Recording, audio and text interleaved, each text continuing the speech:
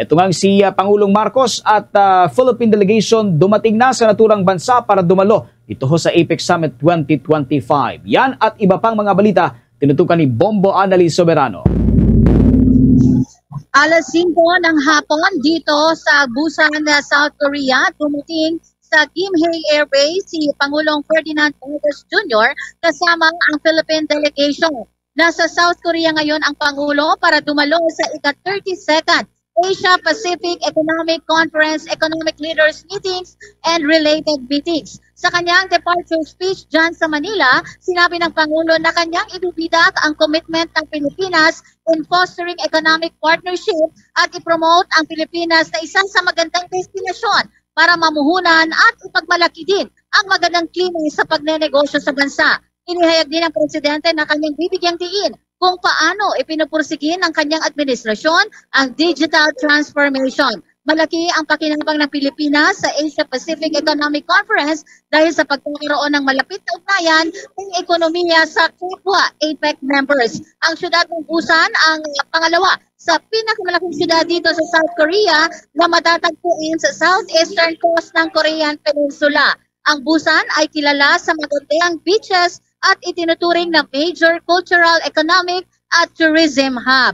Pagkadating naman dito sa Busan, kaagad nagtungo dito sa Windham Hotel si Pangulong Marcos para nga humarap sa ating mga kababayan dito sa Busan. Tinatayang nasa 70,000 na mga Pilipino ang nandito sa Korea, kung saan 42,000 dito ay mga OFW o mga overseas Filipino workers. Nasa 445 naman na mga Filipinos ang kasalukuyang naninirahan sa Gwangju City, North Gyeongyang, Gyeongsang Province, kung saan 312 dito mga lalaki habang 133 naman mga babae. Ito ang kauna-unahang pagkakataon na humarap si Pangulong Marcos sa Filipino community dito sa Busan.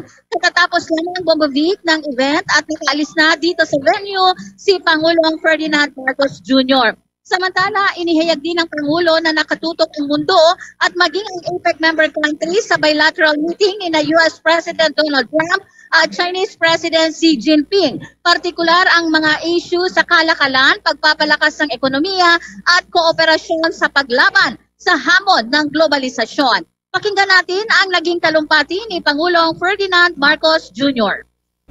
The meeting between President Trump and President Xi that they are presently holding. And the results of those meetings will color and influence everything that we will be doing in the APEC meeting. It is the world is watching because this is the source of the largest shock that has entered into the world trade system, and we have to see what the agreements will be coming out of these meetings between President Xi and President Trump. Those will certainly color everything that we will be talking about in this APEC, because the agreements or the arrangements that are made between two of the largest economies in the world will certainly affect every single citizen of the world.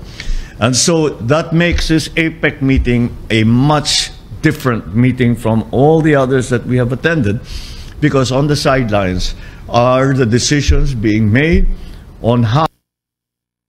Si Pangulong Ferdinand Marcos Jr. Live mula dito sa Busan, South Korea. Bomboan? Yes, Bombo Victor. Nabanggit mo kanina, Bomboan, kasama ni Pangulong Marcos yung kanyang delegasyon. Sino-sino yung mga kasama niya, particularly Bomboan?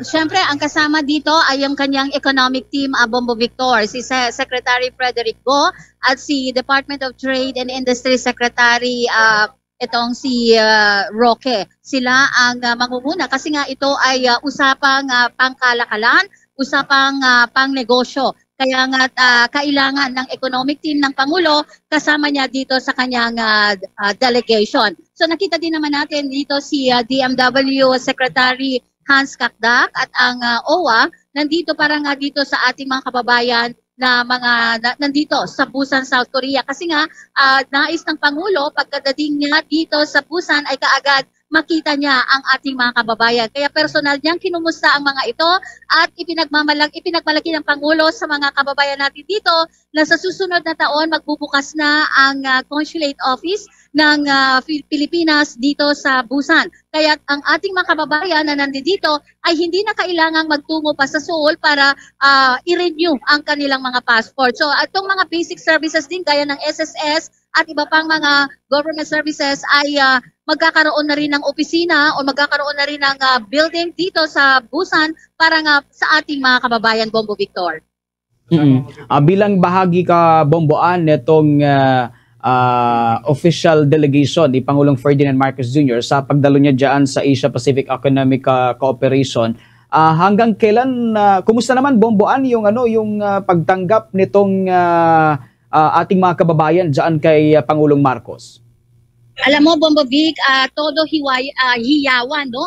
Pagkakita lamang nila sa monitor papapasok sa loob ng venue, si Pangulong Marcos, todo hiyawan na ang ating mga kababayan at excited sila na makita ang ating Pangulo. At lalong-lalo na, nung nandito na sa loob ng venue, ay talagang nanghihiyawan at sinasabing, we love you, Mr. President. At pinalakpakan din ng ating mga kababayan ang mga ibinahaging balita ng ating Pangulo, Bombo Victor. So magtatagal ito hanggang sa Sunday, Bombo Vic, ang Asia-Pacific Economic Conference at bukas na inaasahan magsasalita sa Chief Executive Officer meeting itong si Pangulong Marcos. So aabangan natin yan dahil may mga ibibigay siya, may ibibigyan din siya para nga sa ito ay para sa kapakanan ng ating bansa, lalo na sa ekonomiya at kalakalan, Bombo Victor. Bomboan, may tanong din si Bombo Ever. Bombo Ever? Right. Bomboan, ikaw nga nakakasama mo si Pangulong Ferdinand Marcos Jr., kasama pa yung ibang media dyan sa Asia-Pacific Economic Cooperation. Kamusta naman yung kondisyon ng Pangulo? Kasi from dun sa Kuala Lumpur, Malaysia, lumipad diretso si Pangulong Ferdinand Marcos Jr. dyan sa may South Korea, which is kalimitan, malamig yung weather dyan, Bomboan. Tama ka, Bombo Everly, pero nakita natin ang Pangulo ay yung aura niya ay masiglang-masigla. Wala kang makitang pagod sa kanya. Kanina nga, pag-akyat niya sa eroplano ay talagang todo ngiti. Kasama si First Lady Liza Marcos, todo ngiti ang Pangulo at binati niya yung mga nasa loob ng PR001. So sa ngayon, Bombo Everly, ay umalis na dito sa venue si Pangulo, magpapahinga na ito at bukas maaga naman papuntang Guangzhou kung saan gaganapin ang Asia-Pacific Economic Conference sa Bombo Everly. Sa ngayon, ang sabi sa atin ay napakalamig daw dito no sa Busan. Kaya nga yung mga ibang mga kasamahan natin ay nagdodoble na yung kanilang mga suot dahil nga daw sa lamig, Bombo Ever. So anytime from now, after this, kasi nga kalalabas pa lamang ng Pangulo at tayo ay palabas na rin dito. So abangan natin at makukuha tayo ng sitwasyon sa labas kung gaano pa kalamig ang Busan ngayong araw, Bombo Ever. Last one question, Bomboan. Kamusta base sa obserbasyon mo ngayon dyan sa may South Korea yung latag ng seguridad kasi mga world leaders yung nagtipon-tipon dyan sa APEC Summit. At saka follow up ko na lang din kung may mga sideline ba na meeting si Pangulong Ferdinand Marcos with another leader ng mga ibang bansa like US President Donald Trump.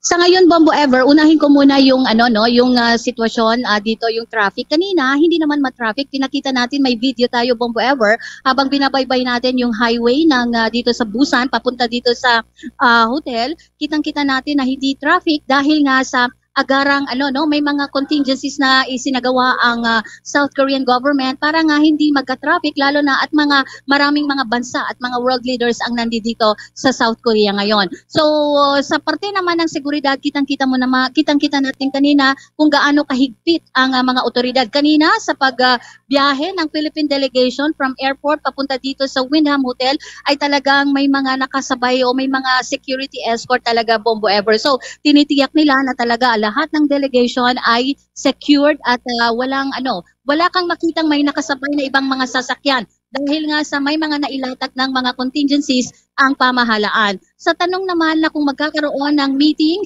bilateral meeting, si Pangulong Marcos at itong si US President Donald Trump at maging si Chinese President Xi Jinping, sa ngayon, ayon sa DFA, walang schedule na magkakaroon ng bilateral meeting sina Pangulong Marcos at Donald Trump at maging si Chinese president. Pero hindi pa natin alam yan, Bombo, ever, kasi nga as the days goes by, ay baka magkaroon ng meeting o magpulong ang itong si Pangulong Marcos at si US President Donald Trump at si Xi Jinping. So sa ngayon, nakaabang tayo kung may mga iba pang mga maka-meeting. Pero ang tiniyak ng Pangulo, magkakaroon siya ng maraming meeting ng mga negosyante dito sa Busan, South Korea, Bombo Ever. Ito ay malaking hakbang din para nga sa paghikayat ng mga investor na mamuhunan sa ating bansa, Bombo Ever.